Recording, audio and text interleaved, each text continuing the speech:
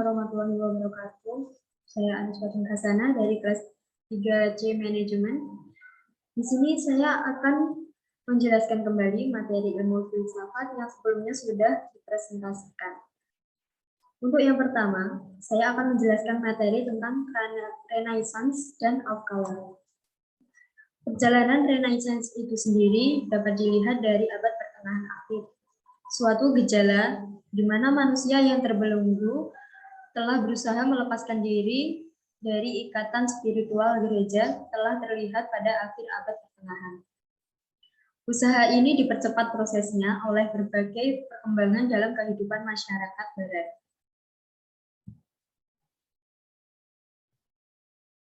Berikut ini pengertian Renaissance. Renaissance berasal dari bahasa Prancis, berarti kelahiran kembali.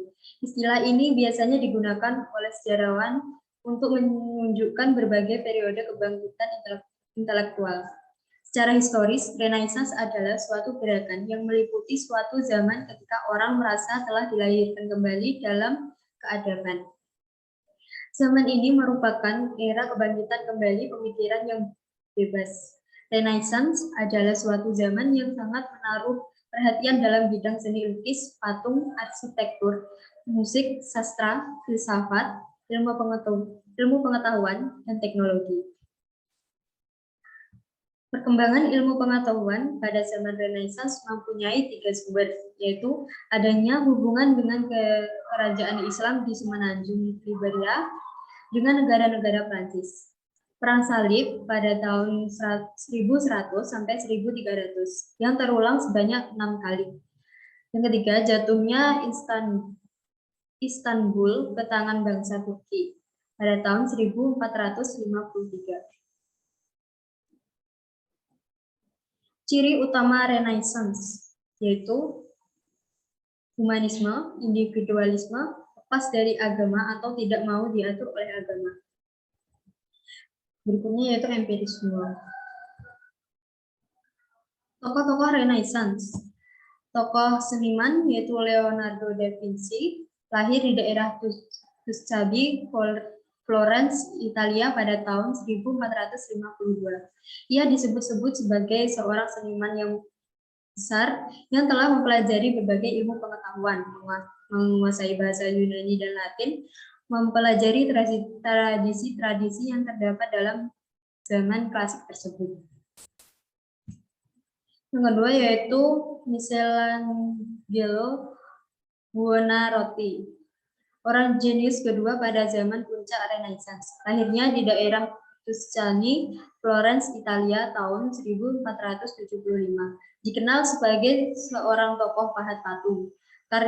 Karyanya mengilhami nilai-nilai kepercayaan agama Kristen abad pertengahan, jiwa Renaissance, dan idealisme seni patung Yunani Romawi.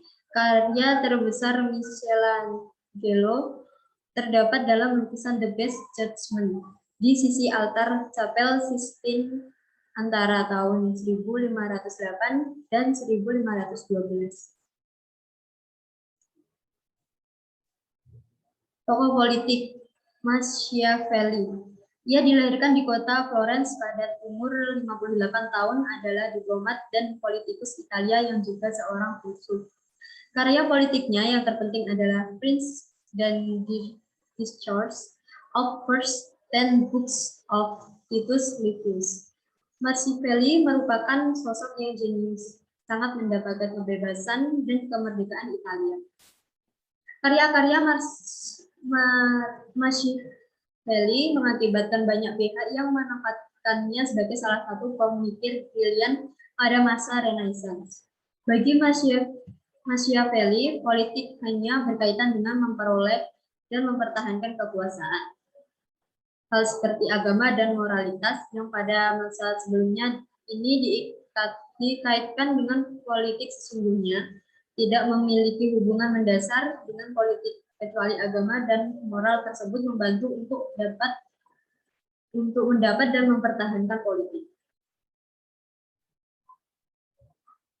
Tokoh ilmuwan berikutnya itu Nicolaus Copernicus. Nicolaus Copernicus adalah seorang astronom, matematikawan, dan berkebangsaan Polandia yang mengembangkan teori heliosentrisme tata surya dalam bentuk yang terperinci sehingga teori tersebut bermanfaat bagi sains. Kopernikus dalam konsep tata alam semestanya, ia mengganti gambaran bumi yang tidak bergerak dengan gambaran matahari yang tidak bergerak. Dan dengan demikian, ia pantas disebut sebagai bapak astronomi modern. Berikutnya yaitu Johannes Kepler. Johannes Kepler adalah seorang astronom Jerman, matematikawan, dan astrolog yang merupakan tokoh penting dalam revolusi ilmiah. Dia paling dikenal melalui hukum gerakan planetnya. Ia termasuk yang memperkuat pendapat tentang teori geosentris. Kepler menerima teori bahwa jagat raya berpusat pada matahari. Berikutnya yaitu Galileo Galilei. Galileo Galilei adalah seorang astronom, filsuf, dan fisikawan Italia yang memiliki peran besar dalam revolusi ilmiah. Ia disebut sebagai bapak astronomi observasional, bapak ilmu fisika modern, bapak metode ilmiah, dan bapak ilmu pengetahuan.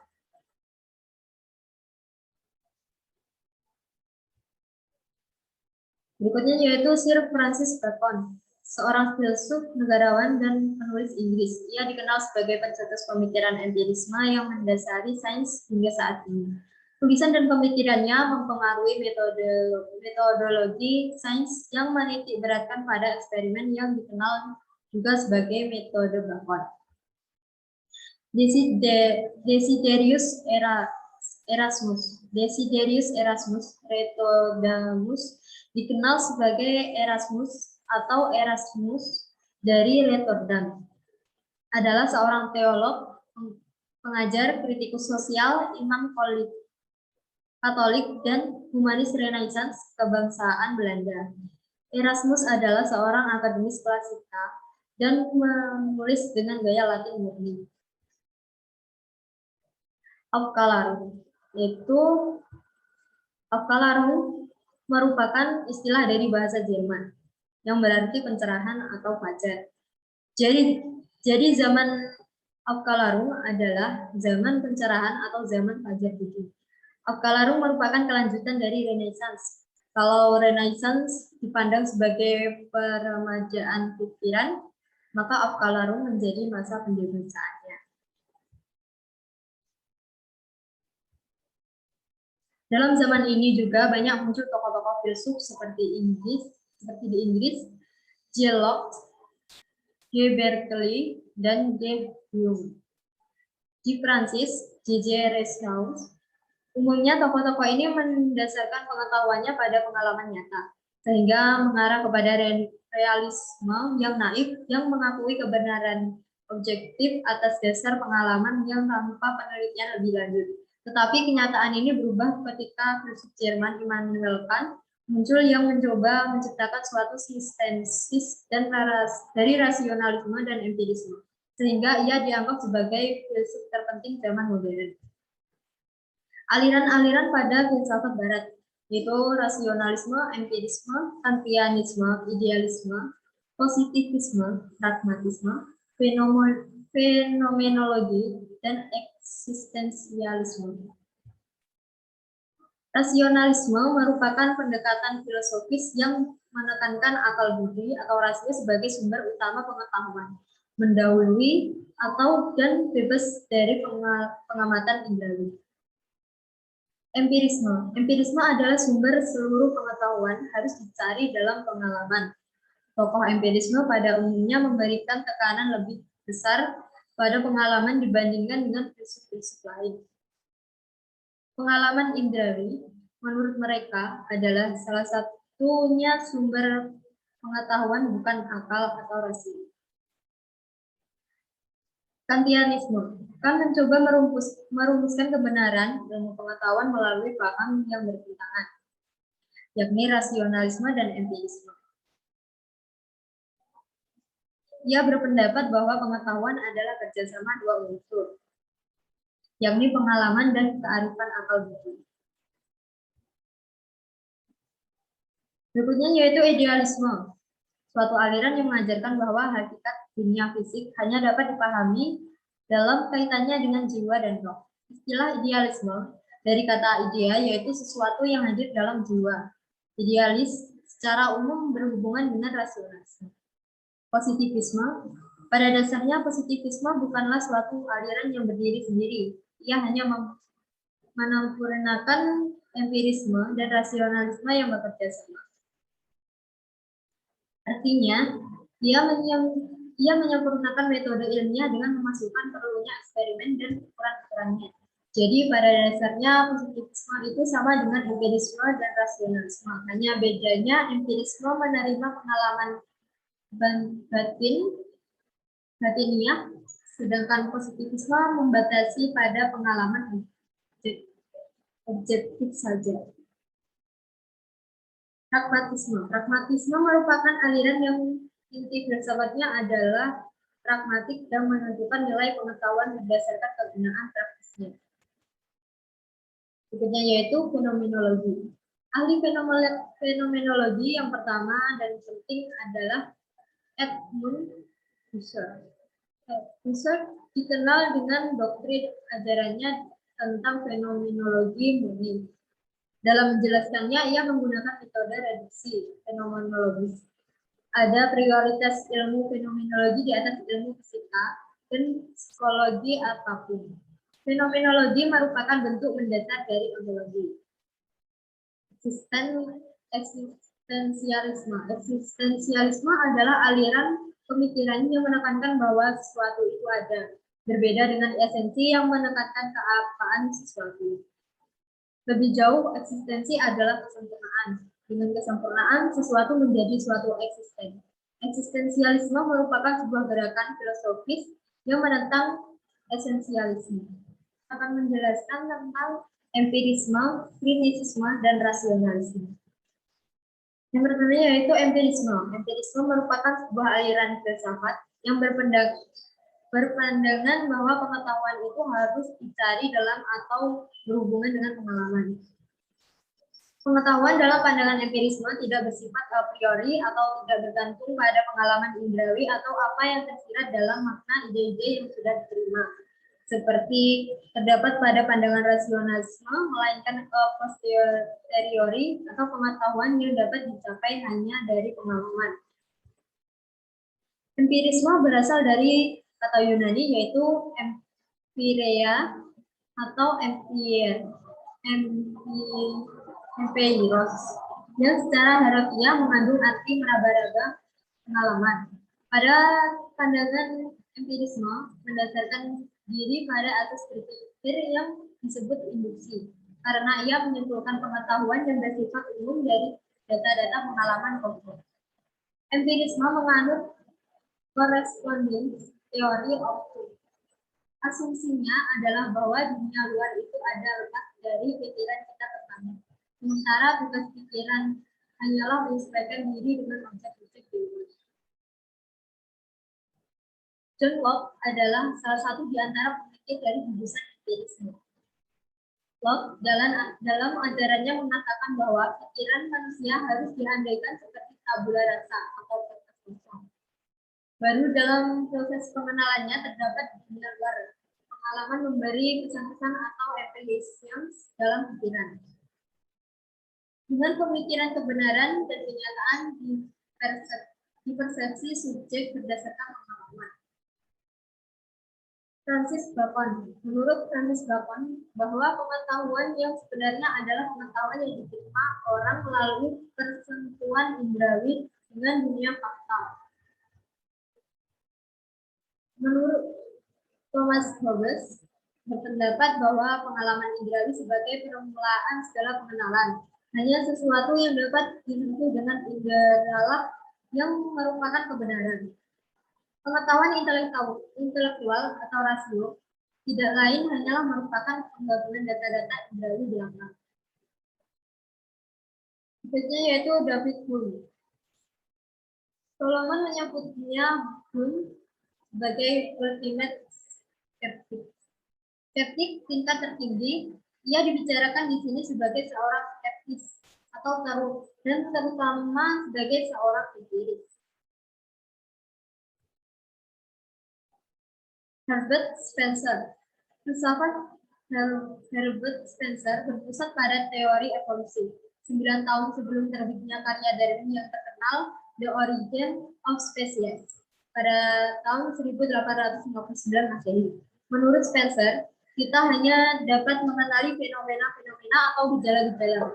Akhirnya, Spencer mengatakan ide-ide keilmuan pada akhirnya adalah penyajian realistis yang tidak dapat dipahami. Inilah yang dimaksud dengan the great unknowable, teka-teki besar. Berikutnya yaitu kritisisme. Dalam kritisisme, kan pengetahuan dijelaskan sebagai sistentis antara unsur a priori dan a posteriori. Kan mengatakan bahwa dalam diri subjek terdapat dua kemampuan. Yang pertama yaitu kemampuan untuk menerima data-data indrawi yang disebut sensibility. Yang kedua, kemampuan untuk menghasilkan konsep atau understanding atau akal budi. Pada taraf sensibility, apa yang kita tangkap yakni sebagai penampakan atau fenomenon sudah merupakan panduan antara unsur materi atau unsur a posteriori dalam forma ruang, waktu, atau unsur a priori. Adapun data-data indrawi yang kita peroleh dari sensibility, kemudian diolah menjadi pengetahuan, ini berlangsung pada taraf understanding. Understanding tampil dalam bentuk putusan atau judgment. Immanuel Kant mengkritik empirisme. Ia berpendapat bahwa empirisme harus dilandasi dengan teori-teori dari rasionalisme sebelum dianggap sah melalui proses epistemologi. Itu merupakan penjelasan melalui bukunya yang berjudul Critique of Pure Reason atau kritik atas rasio murni. Anggapan Kant tentang empirisme bahwa empirisme atau pengalaman itu bersifat relatif tanpa adanya landasan teori. Berikutnya yaitu rasionalisme. Rasionalisme adalah paham filsafat yang mengatakan bahwa akal budi, akal atau reason adalah alat terpenting dalam memperoleh dan mengetes pengetahuan. Dalam aliran rasionalisme ada dua macam bidang, yaitu bidang agama dan bidang filsafat. Dalam bidang agama, rasionalisme adalah lawan otoritas dan biasanya digunakan untuk mengkritik ajaran agama. Tokoh-tokoh dari rasionalisme. Yang pertama yaitu René Descartes. Menurut pendapatnya, pada waktu itu ia mendapat wahyu ilahi yang isinya memberitakan kepadanya bahwa ilmu pengetahuan haruslah satu, tanpa bandingnya, serta harus disusun oleh satu orang sebagai satu bangunan yang berdiri sendiri menurut satu metode yang umum. Berikutnya yaitu Gottfried Wilhelm von Leibniz. Metafisikanya adalah idea tentang substansi yang dikembangkan dalam konsep monad. Leibniz berpendapat bahwa substansi itu banyak. Ia menyebut substansi itu monad. Setiap monad berbeda dengan yang lain, dan Tuhan atau sesuatu yang supermonad dan satu-satunya monad yang tidak tercipta adalah pencipta monad-monad itu. Blaise Pascal. Filsafat Pascal mewujudkan suatu dialog di antara manusia yang konkret dengan Allah. Di dalam realitas hidup manusia terdapat tiga macam tertib, yaitu tertib bendawi, tertib rohani, dan tertib kasih. Ajaran Spinoza di bidang metafisika menunjukkan kepada suatu ajaran monistis yang logis, yang mengajarkan bahwa dunia sebagai keseluruhan mewujudkan suatu substansi tunggal. Ajaran ini didasarkan atas keyakinan bahwa tiap hal memiliki suatu subjek tunggal dan suatu predikat tunggal, sehingga harus disimpulkan bahwa segala hubungan dan kejamakan adalah semu. Perbedaan dari filsafat rasionalisme, empirisme, dan kritisisme yaitu yang pertama adalah rasionalisme, bersifat a priori atau tidak tidak tergantung pada pengalaman indrawi atau apa yang tersirat dalam makna ide-ide yang sudah diterima. Bagi Descartes, pengetahuan tentang dunia luar ditentukan oleh kebenaran yang sudah melekat dalam pikiran subjek atau adanya ide-ide. Yang kedua yaitu empirisme, bersifat posteriori atau pengetahuan yang didapat dicapai hanya dari pengalaman. Menurut Locke, pikiran manusia harus diandalkan sebagai tabula rasa atau kertas kosong. Baru dalam proses pengenalannya terhadap dunia luar, pengalaman memberi kesan-kesan dalam pikiran. Yang terakhir yaitu kritisisme. Pengetahuan dijelaskan sebagai sintesis antara unsur a priori dan a posteriori. Adapun data-data indrawi yang diperoleh dari sensibility kemudian diolah menjadi pengetahuan, ini berlangsung pada taraf understanding. Understanding tampil dalam bentuk putusan atau judgment. Pada putusan itu terjadi sintesis antara unsur a posteriori dan a posteriori. Dalam diri subjek terdapat dua kemampuan, yaitu sensibility dan understanding atau ability. Saya akan menjelaskan tentang filsafat idealisme.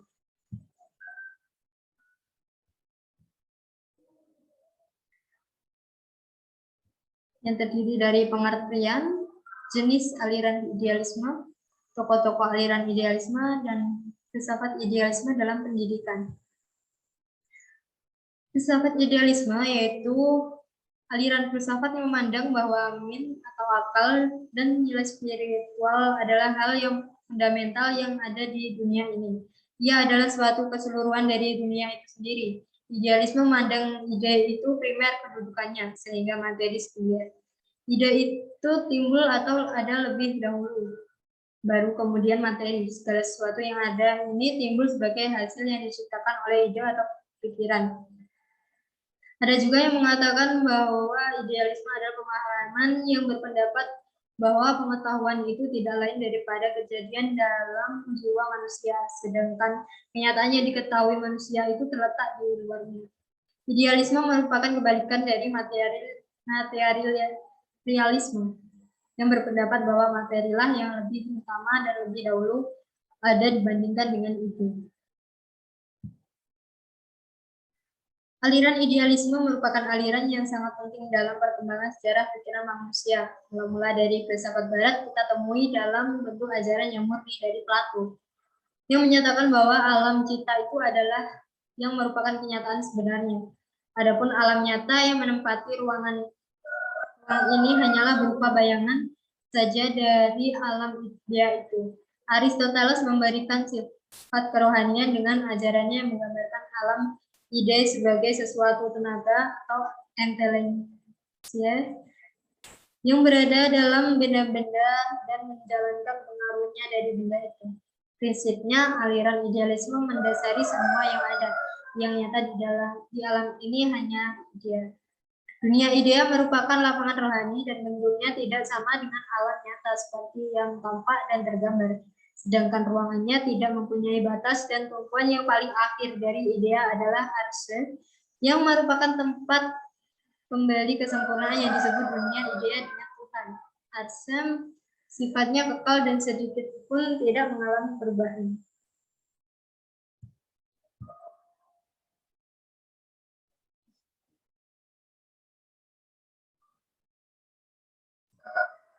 Konsep filsafat menurut aliran idealisme adalah sebagai berikut. Pertama yaitu metafisika idealisme. Secara absolut, kenyataannya sebenarnya adalah spiritual dan rohania. Sedangkan secara kritis yaitu adanya kenyataan yang bersifat fisik dan rohania. Tetapi kenyataan rohania yang lebih dapat berperan. Yang kedua, humanologi dan idealisme. Jiwa dikaruniai kemampuan berpikir yang dapat menyebabkan adanya kemampuan memilih. Epistemologi idealisme, pengetahuan yang benar diperoleh melalui intuisi dan pengingatan kembali melalui berpikir. Kebenaran hanya mungkin dapat dicapai oleh beberapa orang yang mempunyai akal pikiran yang cemerlang. Sebagian besar manusia hanya sampai pada tingkat berpendapat. Yang keempat, aksiologi idealisme. Kehidupan manusia diatur oleh kewajiban-kewajiban moral yang diturunkan dari pendapat tentang kenyataan atau metafisika.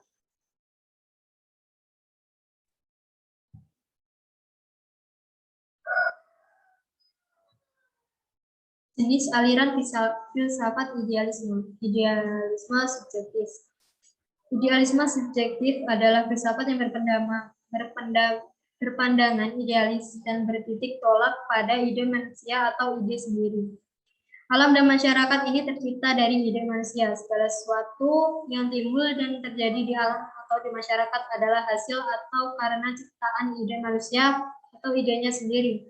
Atau dengan kata lain, alam dan masyarakat hanyalah sebuah ide atau pikiran dari dirinya sendiri atau ide manusia. Objek pengalaman bukanlah benda material. Objek pengalaman adalah persepsi. Oleh karena itu, benda-benda seperti bangunan dan pepohonan itu ada, tetapi hanya ada dalam akal yang mempersepsikannya. Idealisme objektif. Idealisme objektif adalah idealisme yang bertitik tolak pada ide di luar ide manusia. Idealisme objektif ini dikatakan bahwa akal menemukan apa yang sudah terdapat dalam susunan alam.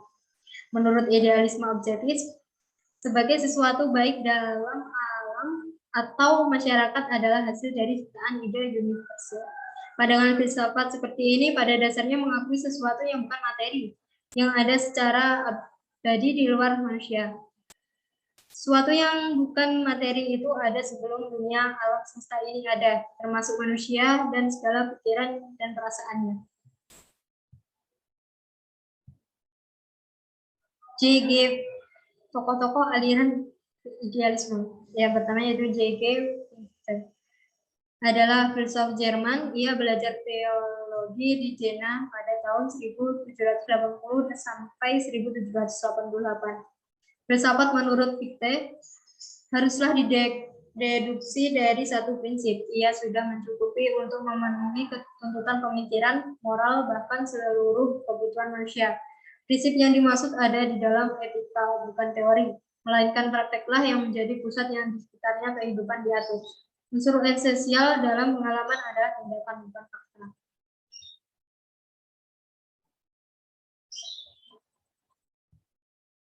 Yang kedua yaitu F.W.J. Schelling. Sudah mencapai kematangan sebagai filsuf pada waktu ia masih amat muda. Pada tahun 1789 ketika usianya baru 23 tahun. Ia telah menjadi guru besar di Universitas Jena. Sampai akhir hidupnya pemikirannya selalu berkembang.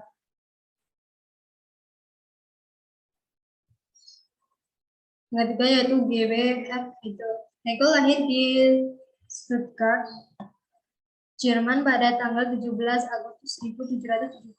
Ayahnya adalah seorang pegawai rendah bernama Georg Ludwig Hegel dan ibunya yang tidak terkenal itu bernama Maria Magdalena. Pada usia 7 tahun ia memasuki sekolah Latin, kemudian gimnasium. Hegel muda ini tergolong anak telmi alias telat mikir. Pada usia 18 tahun pada usia 18 tahun, ia memasuki Universitas Tübingen. Setelah menyelesaikan kuliah, ia menjadi seorang tutor. Selain mengajar di Jena, pada usia 41 tahun, ia menikah dengan Marie von Tauschen. Karirnya selain menjadi direktur sekolah menengah, juga pernah menjadi redaktur surat kabar. Ia mengangkat menjadi guru besar di Heidelberg. Dan kemudian pindah ke Berlin hingga ia menjadi rektor Universitas Berlin pada tahun 1830. Tema filsafat Hegel adalah ide mutlak. Oleh karena itu, semua pemikirannya tidak terlepas dari ide mutlak, baik berkenaan dari sistemnya, proses dialektiknya, maupun titik awal dan titik akhir filsafatannya. Oleh karena itu, pula filsafatnya disebut filsafat idealis. Suatu filsafat yang menetapkan wujud yang pertama adalah ide terjual. Filsafat idealisme dalam pendidikan. Aliran filsafat idealisme terbukti cukup banyak memperhatikan masalah-masalah pendidikan, sehingga cukup berpengaruh terhadap pemikiran dan praktik pendidikan. William T. Harris adalah tokoh aliran pendidikan idealisme yang sangat berpengaruh di Amerika Serikat. Bahkan jumlah tokoh filosof Amerika kontemporer tidak sebanyak seperti tokoh-tokoh idealisme yang seangkatan dengan Herman Hölderlin. Herman Hölderlin adalah filosof yang mengajar filsafat beraliran idealisme lebih dari 33 tahun di Universitas New York.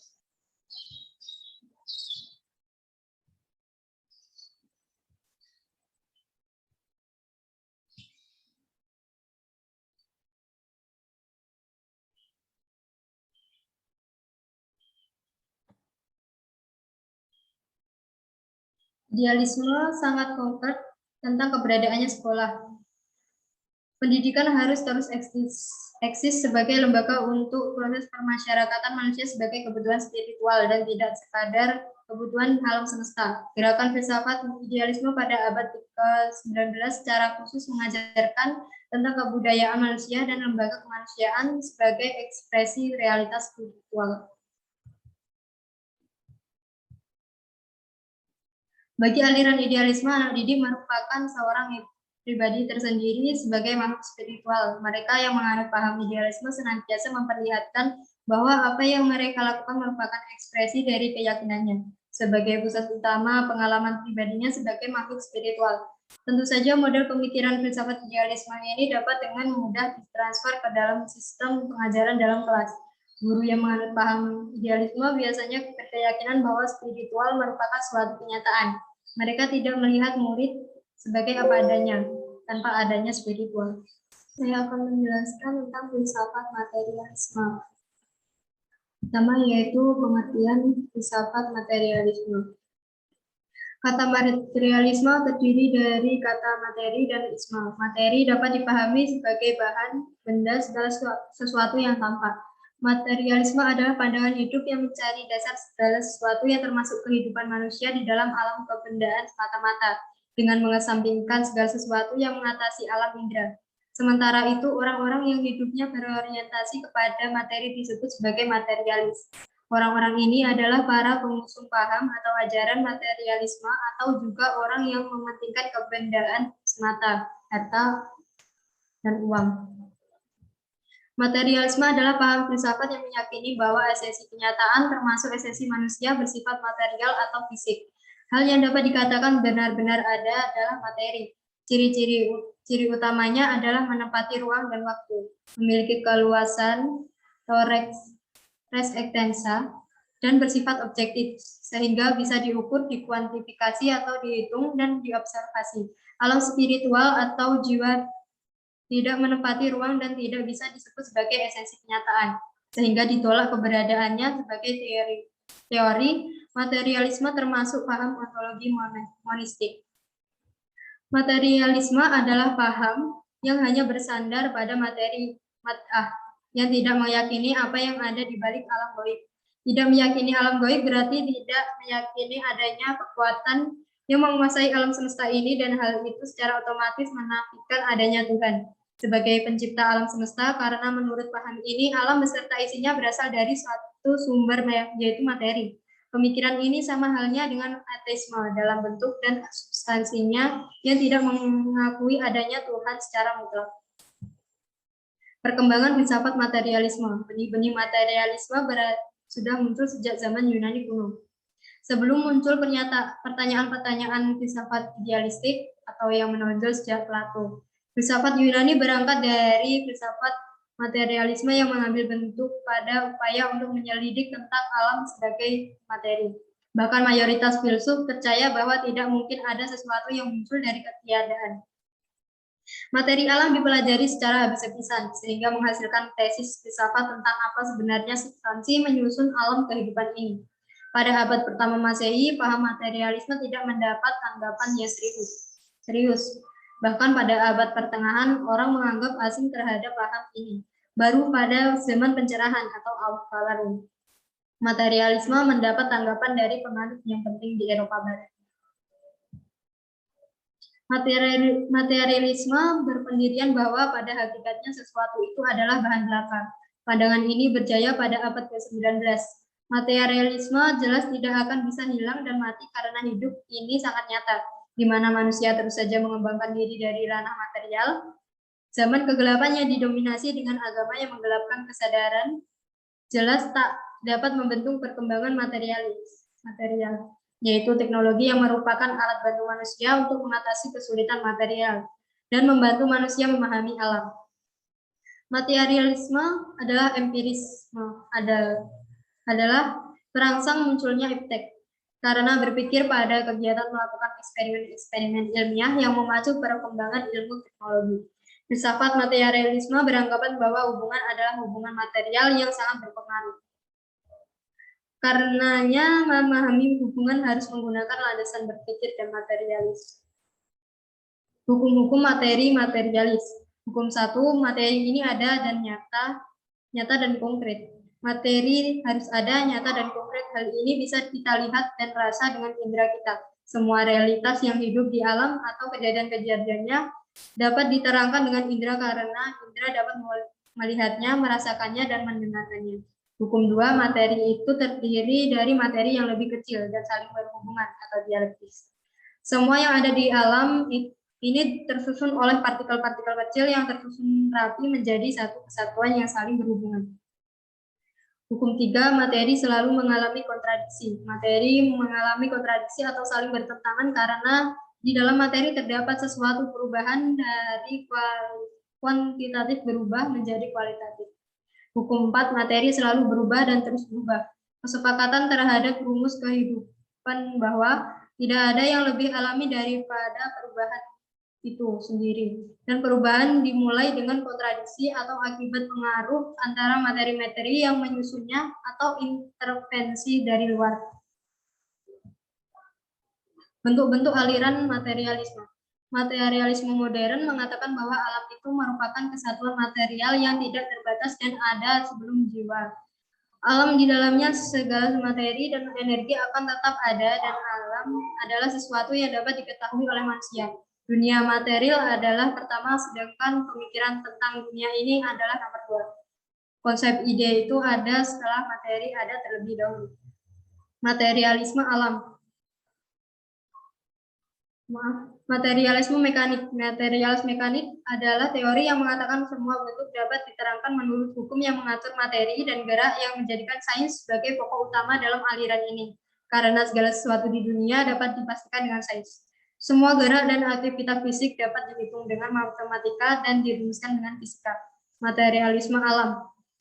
Julian Alfred de La Mettrie berpendapat bahwa manusia tak lain daripada mesin, begitu pula dengan binatang. Ia mengingkari prinsip hidup pada umumnya. Ia mencoba membuktikan bahwa badan tanpa jiwa mungkin dapat hidup, tetapi jiwa tanpa beban tidak dapat hidup. Materialisme dialektika. Menurut materialisme dialektika, dunia ini tidak ada sesuatu selain benda dalam gerak. Benda tidak akan bergerak kecuali dalam ruang dan waktu. Tidak ada tempat bagi Tuhan di dunia ini. Oleh karena itu, materialisme dialektika merupakan buah dari teori gerak dan perkembangan. Materialisme historis. Materialisme historis, perkembangan gerak pada manusia yang dimaksud Marx adalah perkembangan menuju kepada sejarahnya manusia. Tidak mungkin manusia hidup tanpa makan, minum, dan berorganisasi. Manusia dalam hidupnya mendorong terciptanya alat-alat yang dipergunakan untuk hidup. Misalnya, manusia membuat alat pertanian, alat perairan, dan terciptanya industri. Jadi, materialisme historis mendasarkan perkembangan masyarakat atau sejarah atas materi. Tokoh-tokoh aliran materialisme. Pertama yaitu Thales. Thales berpendapat bahwa unsur asal adalah air. Yang kedua, Thales berpendapat bahwa unsur asal adalah aperion, yaitu unsur yang tak terbatas. Yang ketiga, Anaximenes dan Heraklitos berpendapat bahwa unsur asal adalah udara. Yang keempat adalah Demokritos, berkeyakinan bahwa alam semesta tersusun atas atom-atom kecil yang memiliki bentuk dan badan, serta mempunyai sifat yang sama. Yang kelima yaitu Thomas Hobbes, berpendapat secara segala sesuatu yang terjadi di dunia merupakan gerak dari materi. termasuk juga pikiran, perasaan adalah gerak materi belaka. Lanjutan yang ke-6, Lametri berpendapat bahwa materi atau benda itu adalah substansi dari realitas, sedangkan dalam bidang etika lebih mengutamakan kesejahteraan jasmani daripada kesejahteraan rohani. Yang ke-7, Herbert mengutarakan bahwa segi manusia yang tidak kelihatan disebut jiwa, sedangkan segi alam yang tidak kelihatan disebut Tuhan. Yang ke-8, Ludwig Andreas Feuerbach. Menurutnya hanya alamlah yang ada, manusia adalah alamiah juga. Materialisme mengatakan bahwa pada akhirnya pada prinsipnya, pada dasarnya manusia hanyalah sesuatu yang material, dengan kata lain materi, betul-betul materi. Karena berpendapat bahwa kegiatan dasar manusia adalah kerja sosial. Berikut tadi adalah penjelasan yang bisa saya sampaikan. Ada kurang lebihnya saya mohon maaf. Terakhir, Assalamualaikum warahmatullahi wabarakatuh.